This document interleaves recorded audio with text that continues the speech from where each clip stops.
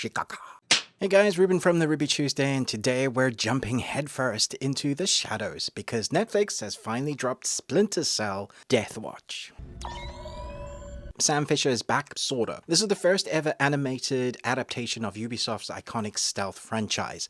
The series that taught an entire generation that hiding in the dark is way cooler than running in guns blazing.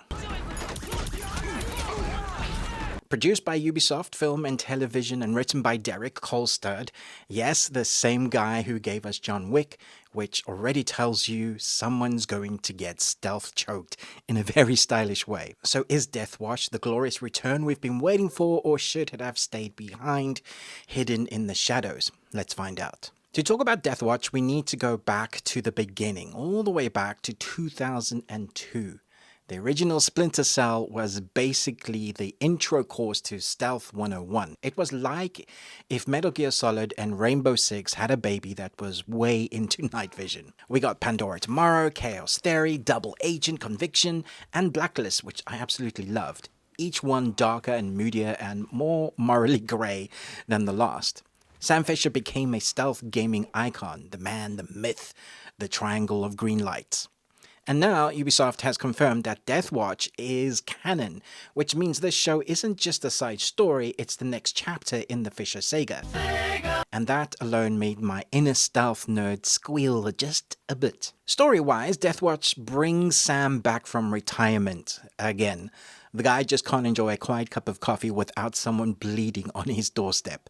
A young injured operative finds him and asks for help, which drags him back into the field. It's classic Sam, the reluctant legend called for one last mission. What's cool is that it fits neatly after Blacklist. There are nods to the third echelon, fourth echelon, all the echelons. It respects the lore while expanding it, which I appreciate as someone who's probably spent way too many hours crouching in the shadows, waiting for gods to move. Kolstad's writing leans into that mentor-student dynamic, and I gotta say, it works really well. Think The Last of Us, but with more neck snaps and fewer fungi. Animation-wise, Deathwatch is a bit of a mixed bag, but when it hits, it works really well. It's co-directed by Gulmain Dorsey and Felicien Colme-Dag. Hope I'm pronouncing their names right, I probably aren't. The animation studio from Sun Creature Fost, the same studio that worked on Love, Death and Robots and the heroic quest of the valiant Prince Evander. So yeah, they know what they're doing, they're good at their craft. The action sequences are absolutely stunning. The stealth choreography feels like John Wick snuck into Arcane. Every silence shot, every flick of Sam's knife is clean, stylish and brutal. The night vision scenes, they pop with that signature airy green glow, like the gamer equivalent of comfort food, which is awesome. Although we do have to wait a long while to see Sam in his goggles again. But then, characters start talking. And suddenly it's like the budget ran out of polygon. Faces barely move, mouths flap like bad PS2 NPCs, and the emotion just isn't there. It's weirdly robotic character design, like the characters are doing impressions of humans. Know that they must break it. Doesn't ruin the show, but it does definitely make it noticeable. Think epic fight scenes followed by budget meeting dialogue. You gotta talk about the man behind the goggles when you talk about Splinter Cell. Sadly, Michael Ironside, the original voice of Sam Fisher, is no longer with us. His voice was Sam Fisher, gravely tired, but always one step ahead of the bad guys. In Deathwatch, Sam is voiced by Liev Schreiber, and honestly, he does do it justice. He crushes it in his own way. He doesn't try to copy Ironside, he redefines the role. This job makes you question everything.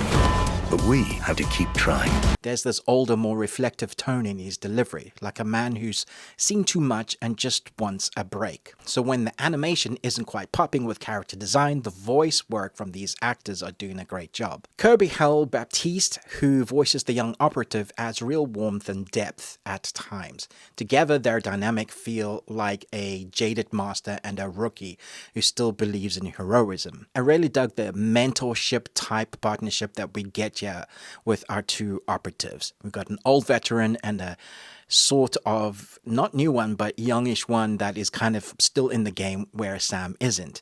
Their dynamic works well as we see their kind of future evolve into what it becomes. It's a nice trajectory of growth in characters. I really like what the actors did with the voice work, and when we see them in action together, it works well. It's grounded and believable, and honestly one of the show's best elements and strengths. Tonally, this is pure Tom Clancy. You've got global conspiracies, quite moral crises, and enough acronyms to make a government agent cry. It's all about the cost of being a ghost, the toll of always working in the dark.